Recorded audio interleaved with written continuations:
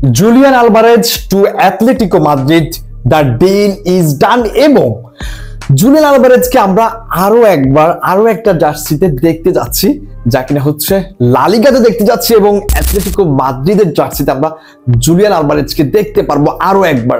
মাত্র দুটা সিজন শেষ করেছেন ম্যানচেস্টার সিটিতে, এবং এরপরই আসলে তিনি আবারও চলে এসেছেন তিনি নতুন একটা ক্লাবে, এবং নতুন একটা ক্লাবের খোঁজ কিন্তু তিনি করছিলেন। এবং সেই রিউমারটা আমরা বেশ কিছুদিন ধরে কিন্তু আমরা শুনছিলাম যে জুলিয়ান আলভারেজের নতুন কোনো একটা ক্লাব হচ্ছে যেতে পারেন তিনি, এবং তিনি হচ্ছে ম্যানচেস্টার সিটিতে থাকবেন, এরকম একটা রিউমার কিন্তু আমরা অনেকদিন ধরেই শুনছিলাম। এবং দিন শেষে সেটাই আসলে হয়েছে যে জুলিয়ান আলভারেজকে ম্যান সিটি থেকে 95 মিলিয়ন ইউরোর বিনিময়ে অ্যাথলেটিকো মাদ্রিদ তাদের ক্লাবে সাইন করিয়েছেন তাদের নাম্বার 9 পজিশনটার জন্য।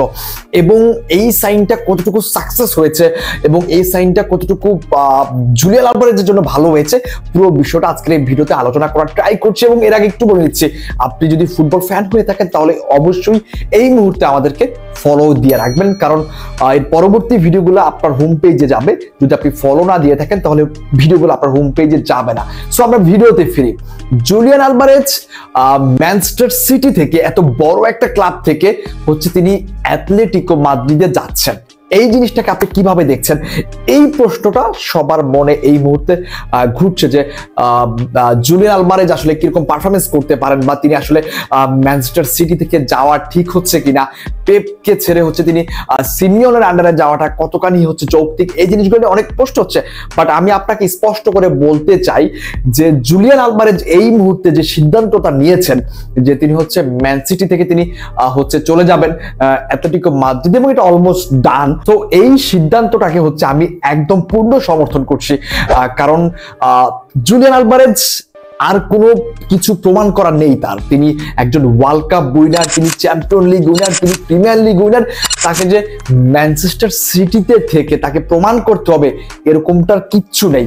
এবং তিনি এখন যেটা করা প্রয়োজন, তার একটা পর্যাপ্ত পরিমাণ টাইম প্রয়োজন, মিনিট পাওয়া প্রয়োজন মাঠে, এবং তিনি সেই জিনিসটার জন্যই কিন্তু তিনি ম্যানচেস্টার সিটি ছেড়েছে। আপনারা জানেন যে ম্যানচেস্টার সিটিতে হল্যান্ড রয়েছেন, আর্লিং হল্যান্ড, যার হচ্ছে একমাত্র প্রতিদ্বন্দ্বী হচ্ছে জুলিয়ান আলভারেজ। এই দুজনের পজিশনটা হচ্ছে নাম্বার 9 পজিশন, এবং ওই পজিশনে হচ্ছে আমরা প্রায় সময় দেখেছি জুলিয়ান আলভারেজ হচ্ছে সাব হিসেবে নেমেছেন, এবং তিনি খুব কম সময় পেয়েছেন।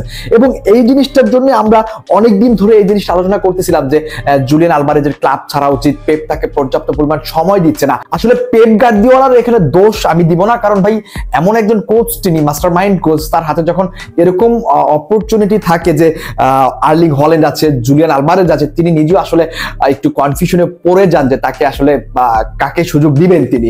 সো সেটাই হয়েছে, আর্লিং হল্যান্ডকে সুযোগ দিতে গিয়ে হচ্ছে জুলিয়ান আলভারেজ কিছুটা কম সময় পেয়েছেন, এবং জুলিয়ান আলভারেজ চাচ্ছেন যে তিনি অন্য ক্লাবে গিয়ে অন্তত সময়টা যেন পর্যাপ্ত পরিমাণ পান, এবং সেটার জন্যই মূলত তিনি ম্যানচেস্টার সিটি থেকে এখন অ্যাথলেটিকো মাদ্রিদে চলে যাচ্ছেন। এবং আমি তাকে পূর্ণ সমর্থন করছি জুলিয়ান আলভারেজের এই সিদ্ধান্তটাকে, এবং আশা করছি জুলিয়ান আলভারেজ অ্যাথলেটিকো মাদ্রিদে গিয়ে তার ফ্রেশ যে খেলাটা, নাম্বার 9 এর যে রোল প্লেটা, সেটা তিনি দুর্দান্তভাবে পালন করবেন।